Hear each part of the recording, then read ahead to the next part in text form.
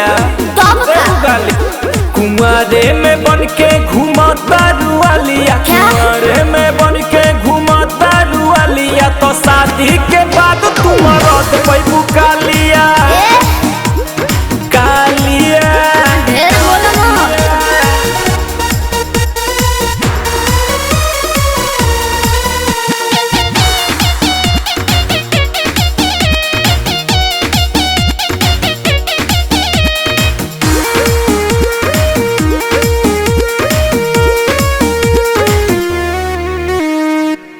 पहले बॉयफ्रेंड बाद में हस्बैंड बनैहा हो।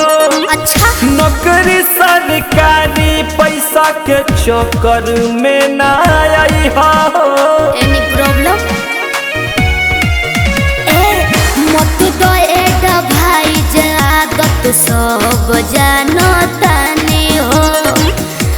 पापा के दौलत को अभी करेला फूटानी हो।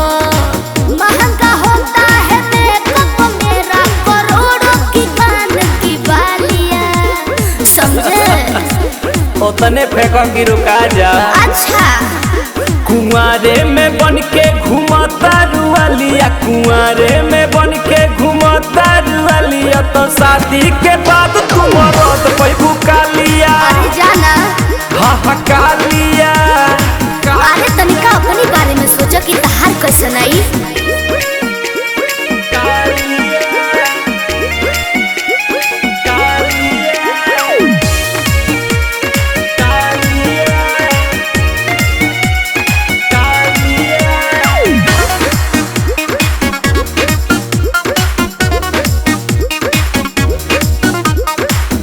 गाड़ी बांग्लादेश डायट के हो नहीं देखेला लइका के तो संगे लोगावा लइकिए नी रखेला तो ठीक बा हमरो सुना मन जोग दुल्हा पापा खोजी है नहीं सकबा नन्हे बड़ जेस नहीं अतनो बैडल कबा दोनों हाथ मिलते हैं तभी जाके बजती है तालियां समझे बुद्धू दिमाग में डालना।